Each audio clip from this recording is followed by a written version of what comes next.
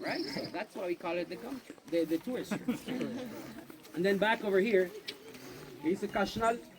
Visto no? Then we have here, this building is a game of the gods, the ball game, right? Ball game is one of the major important structures of the place, right? Because this is where the sacrificed person came from, right? Remember that I said how everything rolls around religion, astronomy? Well, fish people would be playing a game that doesn't have no hands, no head, no feet. You cannot use any of those. What would you guys use? If you use no hands, no head, no feet, to like play a sport. Yeah, your belly, right? You need to have a big belly.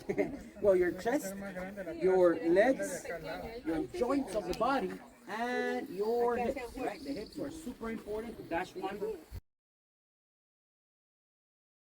Whenever the shadow, when the sun, there is a point that the sun rises right behind this building, exactly behind the building. The shadow, when the sun is not cloudy day, the shadow will match. You will see that it reflects down towards the plaza, the ground here, and it matches the exact stairway up of temple number 2. So when this astronomer saw this, they knew that the equinoxes were on. They knew how much time or days they had for the rain to come. They knew how to kind of like program their speeches before all this happened. When the sun sets right behind temple number 2, which is called Temple of the Great Mask, which is one of the few buildings that was done under the name of a woman, right? Very few leaders. Big structures like this were done as monuments for their lifetime period. But they only had time to construct one per lifetime. This guy had a chance to build 2 of them. As part of their architecture, this one is done for one of the queens of Tikal, and they found a jade turtle of 16 pounds when they excavated this building over here, right? The turtle for the Maya, it symbolizes wisdom or knowledge, right? In this wood here, we have more than 1,000-year work labor of Mayan work, because we have the royal cemetery. In order for you to see the previous buildings, remember you said that they were constructed one on top of the other? Same thing over here. In order to find the previous buildings, you'll have to go down at least 25 meters down to find the first construction of the older leaders of Tikal. And then each structure that you see over here is going to be holding a very important Mayan ruler's tomb that we have in front of us over here. What's the mound right there? That's another one over there that has not been excavated. Then we have another one to the side. We have one over here. One, there should be another structure. I don't know if you're able to see, but right where the statue huts are, there's like a pattern of construction. There should be another 5 levels upwards, matching the height of this 2 buildings over here. Archaeologists got too excited, and it collapses because they thought all of them were solid, like this 2. Because these 2 are the first ones they uncovered. But then, whenever they were uncovering this one, they remove a rock and boom, it collapsed. But upon the collapse, we were able to figure out that there's more buildings under, right? So not everything was completely bad after that mistake they made, right? So those statue huts will show you some masks of the previous buildings that are still lying underneath the canopy of the trees down over here, all right? And then finally, our Grand Plaza is composed of the residential area of noble ship class back over there. There is a 5 storage building, which their architecture would be pretty much the Mayan arch will allow them to keep on building up higher and higher. There's wood supports that you're going to see when you come inside the rooms, and you're going to see those wood supports that's holding the Mayan arch, and it's like the steel, the amount of steel that we put on our modern constructions to support a higher level, right? The amount of wood they place is substituting that steel that we put nowadays, right? But there's over 5,000 rooms that we have over here, and with this particular residential area, they all started like this part over here. Oh, look at the Quatimundi over there, little creature on the mountain. Quatimundi, it's a mix of a raccoon and the anteater. Pisote. See where the people are sitting down? Right behind where the people are sitting down. That's right. He's looking for food. Some swear in some cases provide them chips or Doritos or cookies, and they know where the things are, so they just like to side around, I hear it before in the tree, but I don't think it saw it. So now it's down. Right. So yes, all that section that you see restored. Oh, another very important thing. Whatever you see like this part, like one, number two, this section, and that section, that is going to be new material, right? New material that we or the archaeologists placed before they excavate, after they excavate. Okay, if you see a lot of like structures like those ones back over there, those are going to be more original parts. Whenever we remove the trees, we cannot remove the trees at one point, right? The trees need to be killed first. So we remove all the branches, we bring down the trees piece by piece. When we're close to the ground level, we're drilling some holes, and that drilling, we add a decomposer. The roots unlock, and that's when we pull out the roots, and the little part that we damage upon pulling out the roots, we replace with new material to make it look like what the Mayas had it back then. All right, so this is pretty much something important. The original part is still 100% original buildings are lying underneath the canopy of the trees. 85% original are going to be the ones that you see off jungle.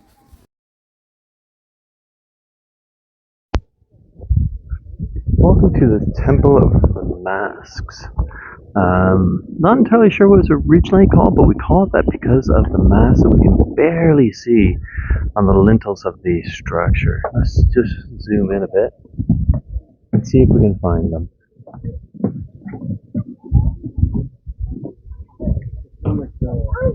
Hopefully you can see just the outlines of heads, of faces, of something that's been sculpted up there. We can see them up along the top here. And again, we can see more masks, or at least the remains of them, down along the bottom, although it may take you a little bit more imagination. This temple was dedicated to the queen, as far as we can tell. The major ruler that built the Temple of the Jaguar, his wife, the queen, is commemorated here and was started by him but finished by her son, who completed the temple and set it as an opposite to the Temple of the Jaguar. This is overlooking the main plaza, the sort of center of town in Tikal, ancient Mayan capital. Well, capital of its own city-state, let's put it that way. It's an amazing place and an amazing site.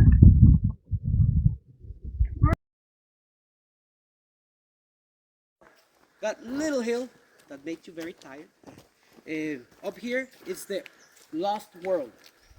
This place is going to be the beginning of Tikal. Just the administration calls it the lost world. But this is where we have the big pyramid, where the three buildings are aligned. Climb that pyramid back over there. Right? But this is like where Tikal begins as a small village. That's the older cemetery. They also made layers of construction, one after the other. And that little opening, like a little cave entrance, that will show you like another mask from a building that's under this last one over here. Yes, we got those ones are able to live in a very humid place. That's why So here we have a number of smaller buildings, and then as we come across, trees. Yeah, I hear the United States, Home Depots and all those places. Yes. we have a larger one. Here we are. Oh, there it is, in the far distance. The astronomy tower. Let's go to it.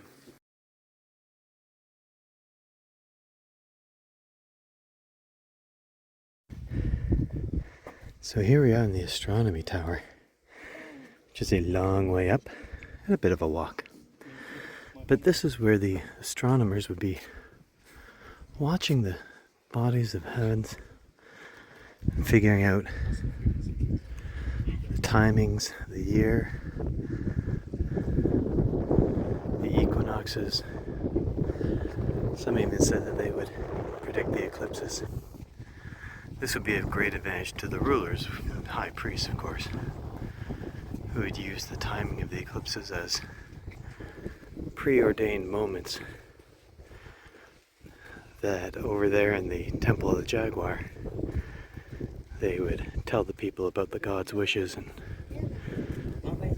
create a big thing, and then have a sacrifice just as the sun was supposed to come back out. Designed, of course, by the scientists or the astronomers of the time, but used by the rulers and the high priest to create their own reality.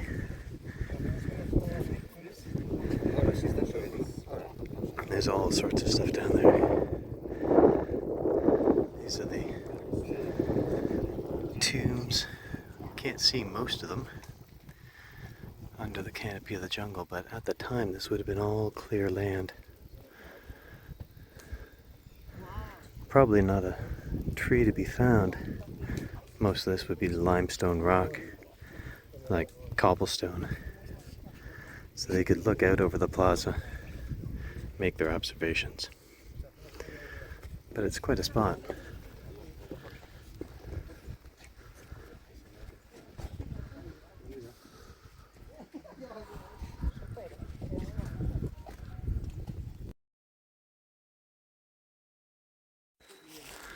Alright, the howler monkeys were out there howling, so we're going to see if we can hear them.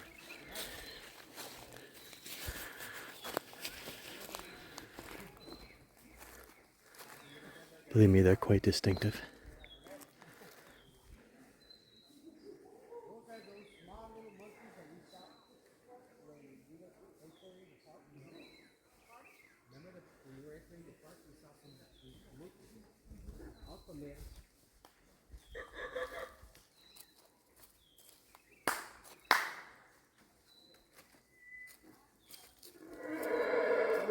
There it is.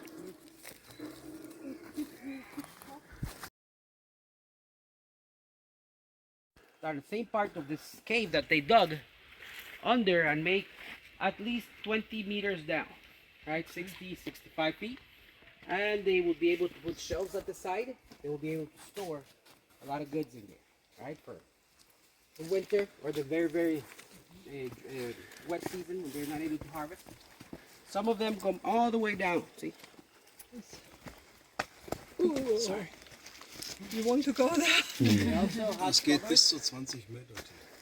Some of them had covers that were carved in.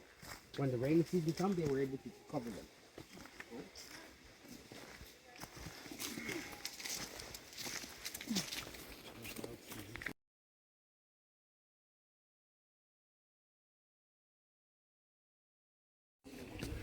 So this is the view from Temple 4, otherwise known as the Star Wars Temple. Perhaps you may notice or recognize the buildings in the far ground there. Over here, maybe we should zoom on in. Over here we see the astronomy tower. Off in the distance there with a few people up on top, we see our vultures circling. Let's see if we can find them. I can't see them because, oh, there they are, way up there. Maybe they're not vultures. And Temple of the Jaguar and the masks over on the left. Temple number 3 over on the right. It's quite a place. Just think if we were to zoom on back here, this whole thing would be city. Granted, the city got abandoned, around 950 or so, which is to say, this is the jungle in 1,000 years. Mother Nature returning what was once hers back to the wild. It's an incredible place.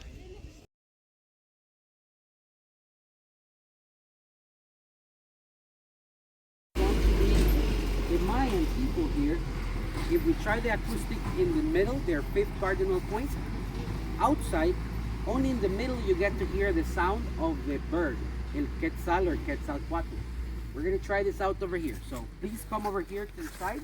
You see that this is east, that is west, that's south. There's always 9 doors to the underworld because there's always 9 hours of darkness in this region of the world. There's always 13 stages of the super world because there's always 13 daylight hours in the day. 13 plus 9, 22. 1 hour of sunrise, 1 hour of sunset, 24 hour of one day, right? Sacred numbers. But look, although there's still jungle around, it still bounces quite well. Hear nothing else but the acoustic. Look, and you would kind of like feel like we're right in the middle, right? But we have to be in the middle of the 4 points of the different cardinal points. One more time to make sure you just hear the acoustic here. Look how close we are to the center now. Come here to the center, and as soon as I clap, you'll hear the bird, which is representing the jade bird for them, or Quetzalcoatl for other civilizations. Close attention here now.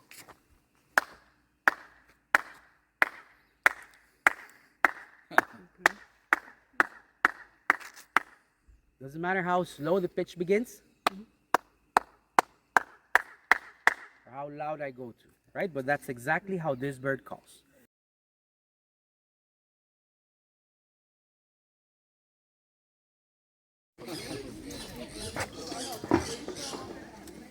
Hola, qué pasa.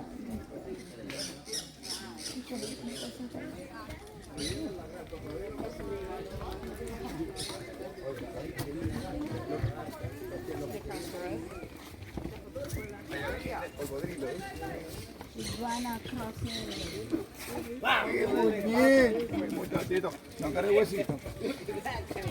That's actually cool. It doesn't really happen. Hey, no muy cerca.